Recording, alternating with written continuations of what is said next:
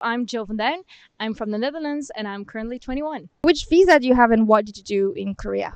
So I did a language visa. I just came here to study at Sogang for 6 months, and that's just one visa, no extension, nothing special. Why Korea? I've had an interest in Korea since about 2018. I went here for a visit with my mom to Seoul, and I just absolutely fell in love. The mix of the modern and the cultural and the historical, it's just such a beautiful city and such a beautiful culture. So I definitely wanted to go again. And back then I only knew how to read the language, just the Hangul, and I really wanted to get better. So from that moment on, I started studying more about the language, and it made me just want to come here for a longer period of time and really better my language skills. You just mentioned that you knew the Hangul a little bit and then you studied a little bit before coming here. So what was your level upon arrival and how did you study by yourself before arriving? My level when arriving was level 3, so I started at level 3. I studied by myself the Hangul and like the basics of Korean in 2018, 2019. Then in 2020, it took a bit of a dip, especially because of Corona, like COVID, 2020, 2021, not the best year to be studying by yourself. Then I studied university and I did a minor in Spanish and I was already studying English. I figured why not add another language into that. I mostly just used YouTube, like Duolingo, just some basic app. But yeah, I didn't really get better until arriving here. Any specific YouTube channel that you use? I mean, obviously, Talk to Me in Korean is a standard for everyone. And I did buy the Korean for Dummies book. I do not recommend it. I do not recommend it. Did you like study every day or like what was your routine? No, I just studied really randomly. So whenever I had some time, some interest, most of the time, while watching, for example, a TV show or Korean drama, you pick up on something and you're like, wait, what's that word? I haven't seen that before, and try to kind of figure out what's happening there. So I just did it whenever I had time and whenever I felt like it. So it could be like months without and then suddenly a month very actively. It could be every week something, like especially Duolingo is like every day, but that's so little and so insignificant. I don't think it counts. Did you actually like Duolingo or like? It's not great, especially the romanization of stuff is just terrible. So I don't recommend romanization at all, but it's nice to like keep up with it. So if you're like, oh, I really don't have time today, or I don't have my books with me, or you don't want to pay for too much and you only have like the free stuff available on YouTube, I would definitely recommend just doing it daily to keep you busy. Yeah, a bit of practice, I suppose. Yeah. What was the most challenging aspect of moving to South Korea specifically? For me, it was my first time living on my own, first time moving abroad. So obviously everything is like very new, very challenging, having to figure it out by yourself. And I think especially the aspect of having to do things by yourself and not always having that English option is not great. So for 6 months, you do need, or at least I really wanted, a Korean bank account, and you need an ARC, and arranging those things, especially with visas and with the government office, it's not great. It's a lot of working and it's a lot of Korean, and it can be really challenging. Did you use 우리 은행 that is a partner with Sogang for your bank account? Yes, so I used the Sogang application for the ARC, the group application that Sogang offers, and then I also did the bank application at the URI downstairs at Sogang. Did you find it easy? Like, did you do everything in English or in Korean? Because everything was in Korean. They did not say anything in English, and I was so shocked. I was like, wait, I'd figure at least the university bank would offer English, but they really don't. Yeah. And it's just a lot of name, signature. You don't know what you're signing. You're just signing it all. You're like, I don't care if you take my liver away, like take all my organs. It's fine. Sign.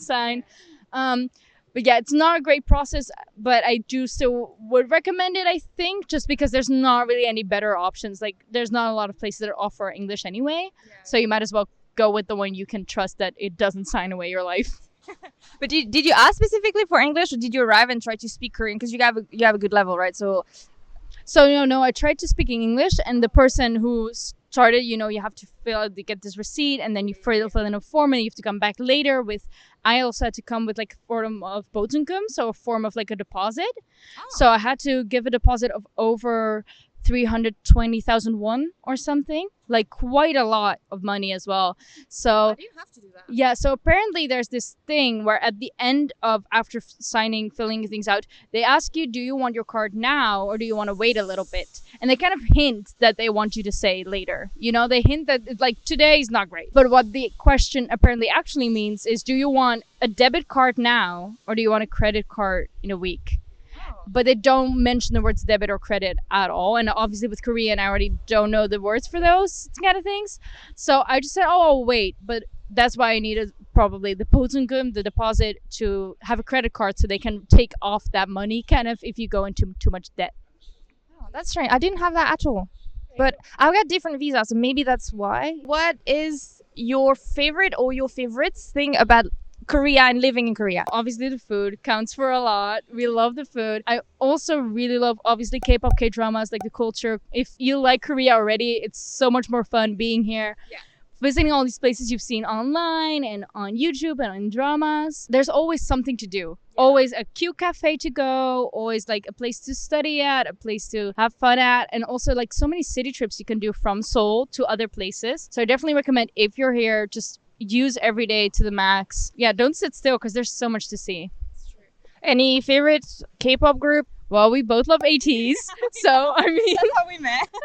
yeah, definitely. Actually, that's not how we met. No, we met at the language exchange. But we started talking because you said I had a AT sticker Yes. on my phone, and that's how we started speaking. Yeah, exactly. So yeah, no, ATs is definitely in the top for me.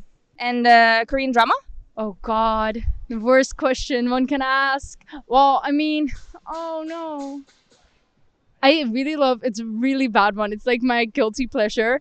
It's Scarlet Lovers, Love in the Moonlight or something. It's with IU and Baekhyun, and there's so many big famous names in there. It makes me cry every time. It's really bad.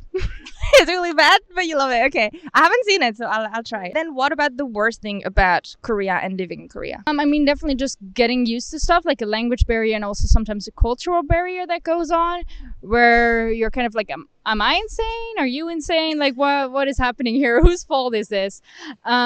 So yeah, definitely that. And I think a lot of other people probably had it much worse than me. Like, I think if you're part of a bigger minority, it's much worse. But I did feel like, especially the queer community, it might be hidden, but if you get in there, it's pretty easy to get there. And there's so many amazing people and it's very accepting. So you can find your own accepting space. First of all, there's a lot of queer activities. So you can find them at Queerland at Seoul and very other like many Instagram accounts. There's certain clubs that are very much known for being queer friendly, such as Rabbit Hole in Itaewon. Head out to certain clubs, like I think they moved now from Rabbit Hole to KYLDN. It just keeps moving like that. There's burlesque shows, there are the theater performances, there are drag shows, like whatever is your cup of tea, you can probably find it.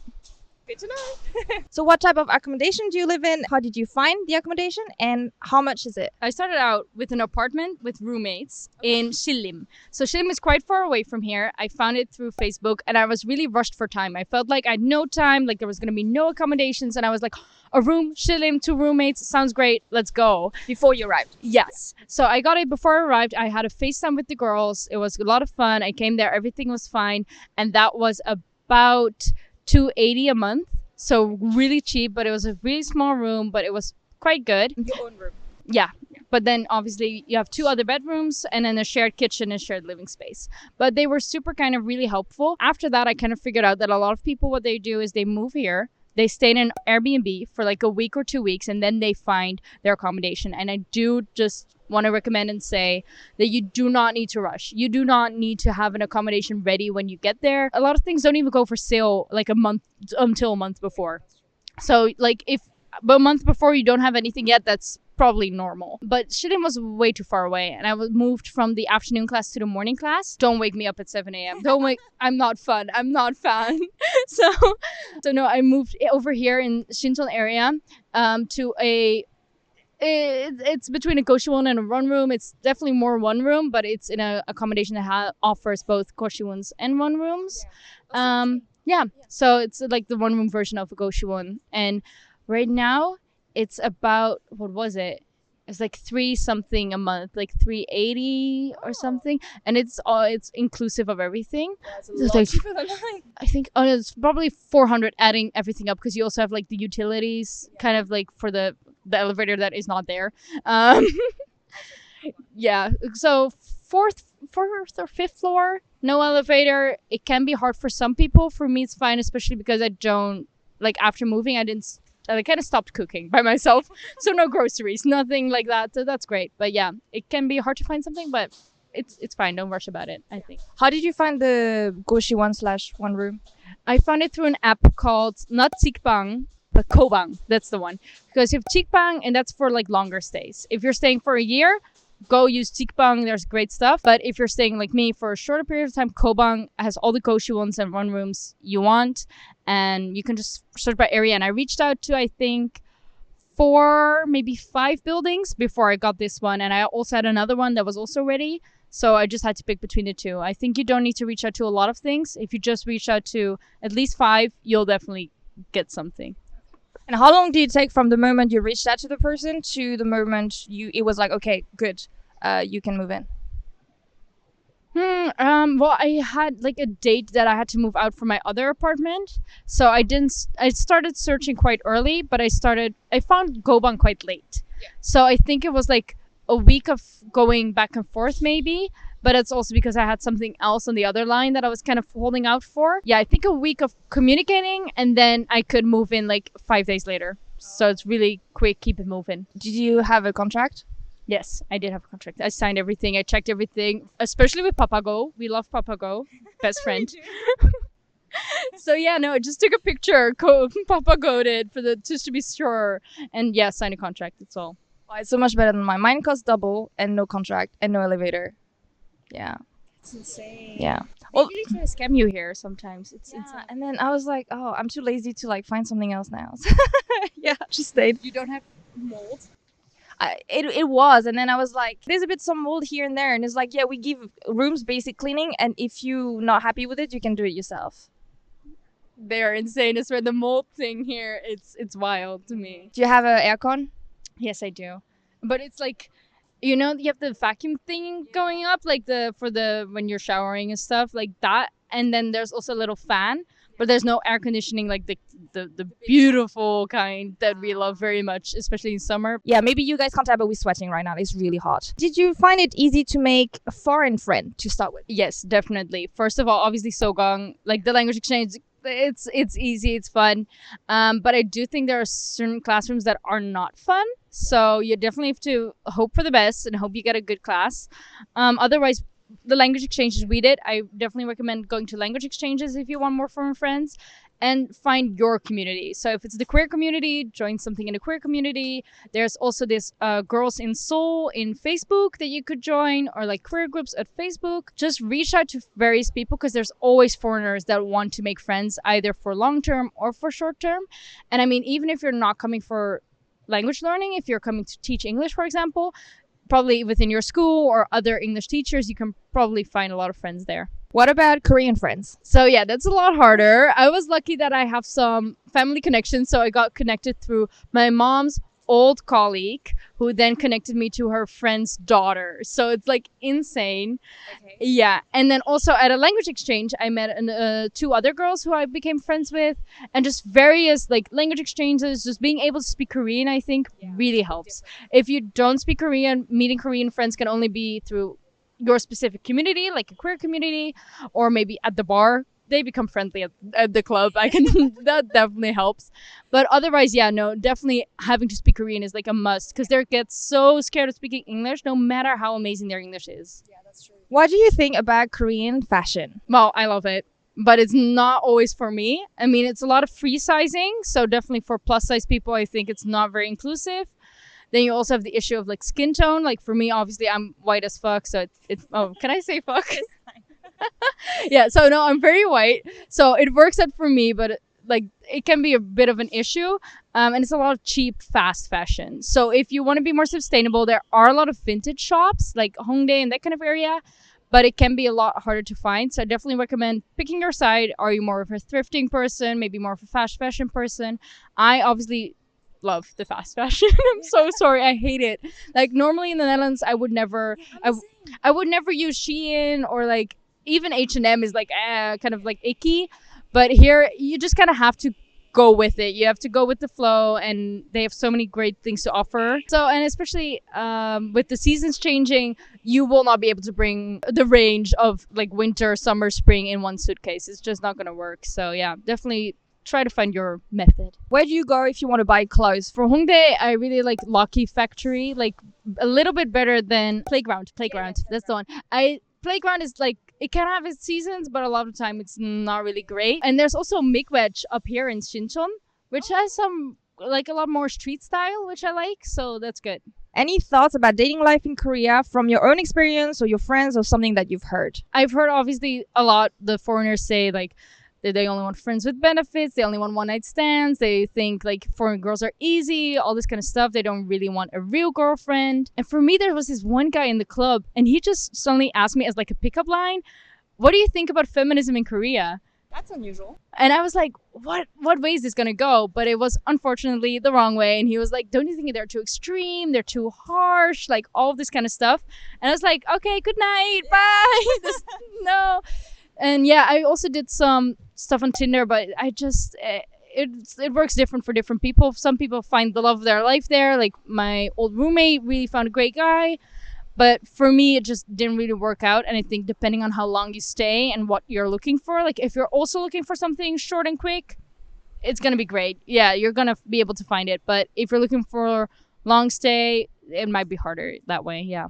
Did you have any experience with Korea booze? People who are obsessed and fetishized just the fact of being Korean. So yeah, I don't think I've met someone face to face. I don't think I would be able to handle that as well. I don't know how I would respond to that. But definitely my friend was very much a Koreaboo, and there's this saying in Korean of riding a white horse, which is like the saying of, you know, getting a foreign girl and easily and that kind of stuff. But she used it herself. She asked the Korean guy, like, do you want to ride a white horse? Which I was like, damn. Yeah, I mean, that's quite a pickup line.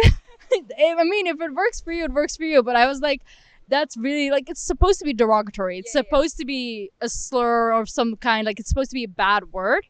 But yeah, she used it for her gain, I suppose. So good for her. What advice would you give to people moving to Korea? Any survival tips? Papago. Papago. Download Papago. Download Naver Maps and Papago. If you use Naver, try to find, like, search with Korean words. Because if you search restaurant, it's just going to show you foreign food. If you search 음식점, it's going to show you Korean restaurants. So, like, be careful of those kind of differences. Otherwise, just make sure you have your documentation in order, which is hard. Be on time with it, which is also hard. But yeah, and also just ask for help if you need it, because there's a lot of people who do speak Korean who can help you out. If you can find a foreign friend online or through Facebook, there's a lot of people who are willing to help you out, show you the ropes and that kind of stuff, definitely. What was the most shocking culture difference that you experienced in Korea? So I experienced something that I was actually really shocked that it actually happens and it wasn't a drama thing. I got invited to a church. Like those church things that are hidden. They don't tell you. So they asked me something like, do you want to look at our presentation or do you want to help with our presentation? Something like that. In English? Yeah, in English. No, wait, it was in Korean actually. Oh. It was in front of Sogang. Oh. And I was preparing for my midterms.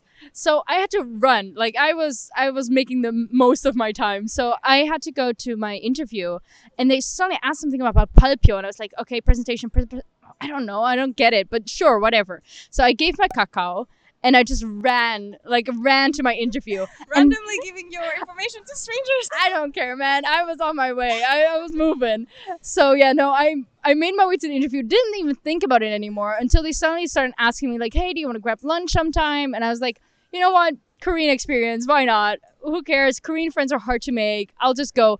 And there was these 3 girls. So I was texting with one Korean girl. Same age. And yeah. And then there were 2 other girls that came along to the lunch without like letting me know. And at first I was kind of like, that's strange. But I was like, Korean girls are shy. I can understand. And I think they were with her at the time. I just didn't see them because I was like running. But yeah, so we had lunch and all was fine. We got coffee. All was fine. No talk. And suddenly they asked the question in Korean, what is your religion? And I was like, here we go. Here we go. The nose ring doesn't give it away. The tattoos count for nothing. I got all of this done for what? So we went to drink the coffee at their like church group area or something. And they didn't ask anything about religion for a long time after, until suddenly they were like, do you want to see our presentation now? And that's when I was like, oh, the presentation is about God. I didn't catch that. So yeah, I sat through this presentation. I think I have a recording of it as well on my phone of me just being recording like, oh yeah, God, love the guy. Yeah, sure. Whatever you say, yeah, sure. So yeah, no disrespect to any Christians or anyone who actually like believes or anything like that, but it's just very weird when you're not religious and someone asks you about religion under the guise of something else and being like dragged to this place where you don't know where you are or what you're doing pretty much. So yeah, I just said like, oh, I have an appointment, and I booked it out of there, and that's it. And they never contacted you again after? Oh no, they did. They very much did. They asked like, do you want to group lunch again? How's school? Like all this kind of stuff. And I was like, yeah, we should definitely meet up. And then just like kind of ghosted them, I think. Yeah. But I've met them multiple times. Like they are a lot at like Ideok, like Ewa Station, Sogang Station, like all of those kind of areas. They hang out there. Did you ever feel discriminated against as a foreigner or any other specific thing? I personally just noticed that I try to tone down my queerness, especially for like sometimes even in your class, like there's people from China, people from Japan, like not everyone is as used to obviously queer people or like pronouns or like queer terms, like all that kind of stuff. But overall, I've only heard from friends really who couldn't get into certain Hongdae clubs because they were foreigners. Like Hongdae especially, it's terrible for clubbing already, the clubs, and then also being like discriminatory, like it doesn't help. So definitely some issues there, I think. But honestly, myself, I think I've been pretty good. Where would you advise to go for clubbing instead, like Itaewon or? Yeah, I'm an Itaewon girly. I've become an Itaewon person. Okay, now let's talk about your experience at Sogang University. Yeah, I mean. No. So which level did you do at Sogang? So I started level 3 for the afternoon class, which is the academic Korean. And then I moved for level 4 to the morning class, which is normal Korean. Yeah. Was there much of a difference between? No. So exactly. So the thing is, there used to be a difference in the writing books, but they changed it because apparently for the academics class, it was too difficult. So now they made every book, all the books, the exact same. So the curriculum is the exact same. The only difference is, I think, kind of the vibe, as well as the time, of course. So even if you're not a morning person like me, because I'm not, just do the morning class. The vibes are a lot better. The afternoon class has a lot more like competition going on. A lot of people who just come there for the like exchange just before they move on to university, so they're not really passionate about it. And I feel like the morning class is a lot more friendly people, a lot more people who actually want to have fun and learn while having fun and that kind of stuff. Why did you choose Sogang rather than any other university here? Yeah, so I was doubting between Yonsei and Sogang just because of like where they are. Like they are so central in Seoul, so it's like perfect for that. And in the end, I think I heard the most about Sogang being great for speaking, and that's what you hear as well when you're at Sogang. Everyone is just raving about like Korean speaking language, like actually learning how to speak in a conversation. Sogang is the best. And I did hear some bad things about Yonsei, so I'm happy I didn't go with that one. Yeah. I did both, and I also prefer Sogang. How easy was it to apply to the program at Sogang? It wasn't super easy. It wasn't great, like especially with arranging stuff like visas and like documentation, having to translate maybe your diplomas, like if you have all that in a different language. It's that's a lot of work. And especially I'm not a fan of the government a lot of the time. Like they're not very quick with things and that kind of stuff. So it was mostly just spending a lot of money to get one stamp, and then spending a lot more money to get like a translation, and I get a stamp on that translation, I get a stamp for something else. So overall, I think just for applying to go to Korea, it's gonna take effort and time and money. But if you get all that done, the actual application of just like picking your interview, like what group your level you're gonna be in, and that kind of stuff is pretty easy. It's pretty doable. Did you do the interview online? Yes, I did it via Zoom, and I was like 2 a.m. in the Netherlands, but it was. Oh, you did it before you arrived. Oh. Yeah, I did before I arrived, so it was quite some like trying to figure out like what timing to do, and I actually timed the Sugi, the writing, wrong. So I thought it was like the next day night, but it was that night. So I woke up with like emails saying like, why haven't you like sent it in yet? And I was like, wasn't that supposed to be like tonight at 1 a.m.? No, it was last night at 1 a.m. So thank the Lord I woke up kind of early and they let me still send it in. But I just wrote like 3 lines. I was like, it's out the door, gone, no more. It's hands off. So yeah. I just did it really quick, but I did it in the Netherlands. Okay. And did the teacher say like, oh, you between level 2 and 3, which one would you pick? Or did she say straight like, I think you're level 3? Or did she not say anything?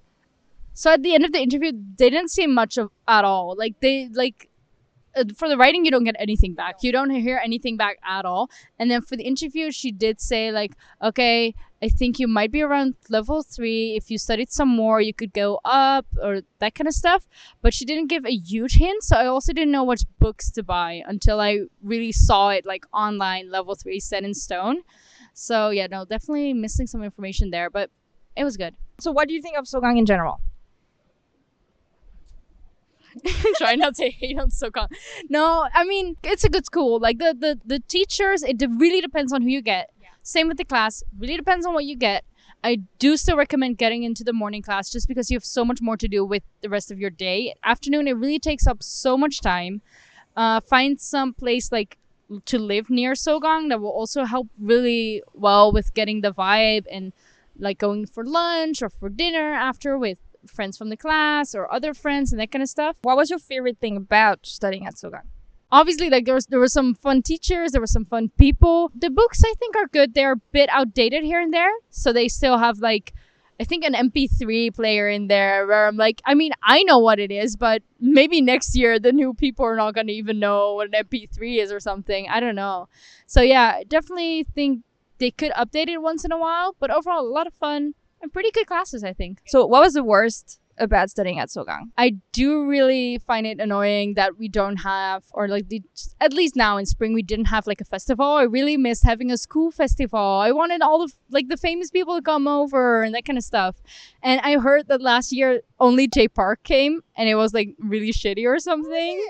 I'm seeing J Park this weekend. Oh, well, I mean, good luck. But no, I've missed that kind of. I think there's a lot of parts to Korean University, like the pretty buildings, like at Ewa and Yonsei, they have such pretty buildings, and Sogang just feels very Americanized, Catholicized, like very much like into that kind of area. So that's, I think, a bit of a regret there. I mean, it's small as well. It's a much smaller university. Yeah. What do you think about the difference between the levels? Actually, the teachers were saying like between level 3 and 4, there's a big jump, like in level. What did you think of that? I actually think the bigger jump would probably be level 2 to level 3. I heard a lot of people complain in level 3 that there was so much grammar, and it's really true. Like, if you don't have your basics of grammar down, you will not get into level 4. Level 3 is really stomping out that grammar, like, every class again and again. So I definitely think from level 2 to level 3 is a big jump just because of the content of level 3 being so focused on teaching you just so much at once.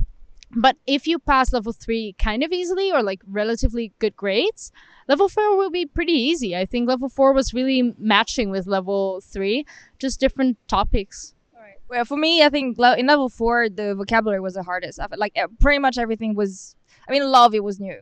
Yeah, definitely.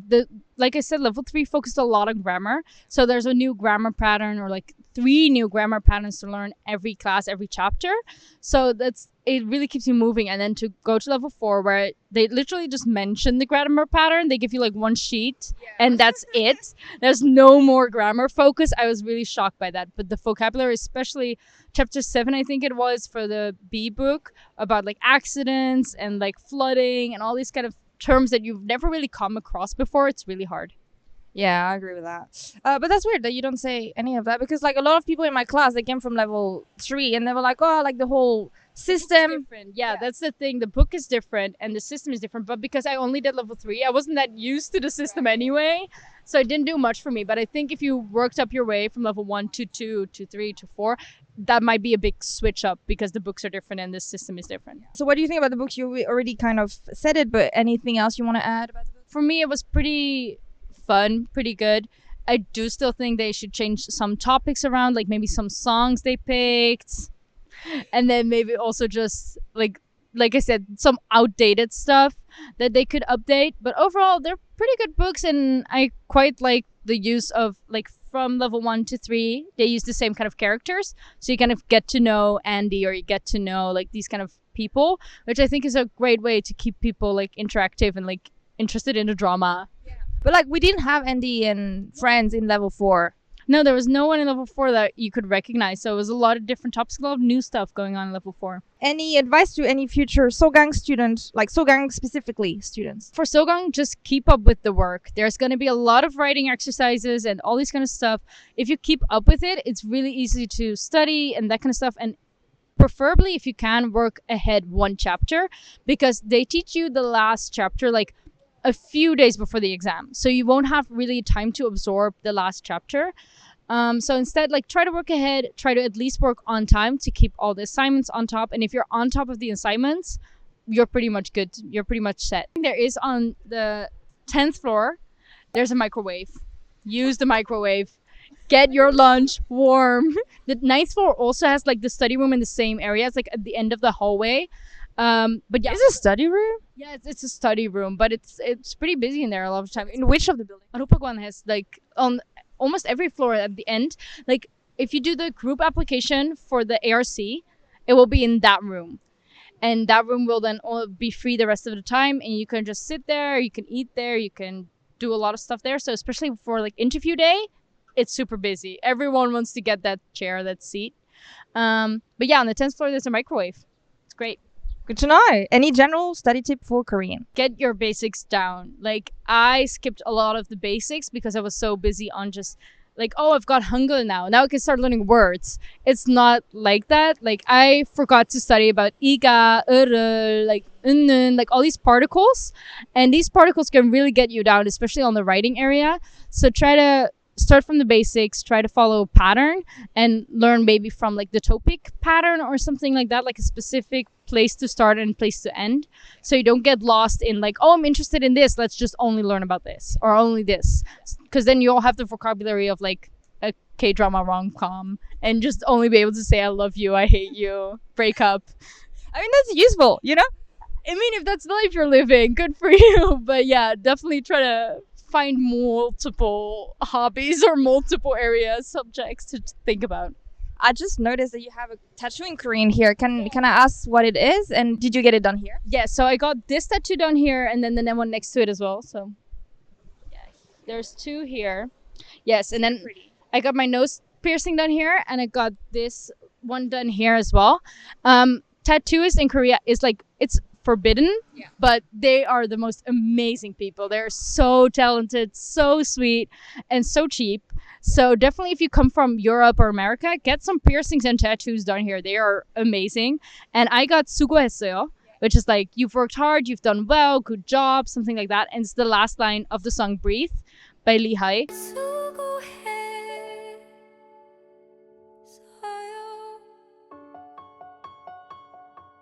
And I'm not a hugely high fan before anyone gets me down on the drama there. It was written by Jonghyun from SHINee.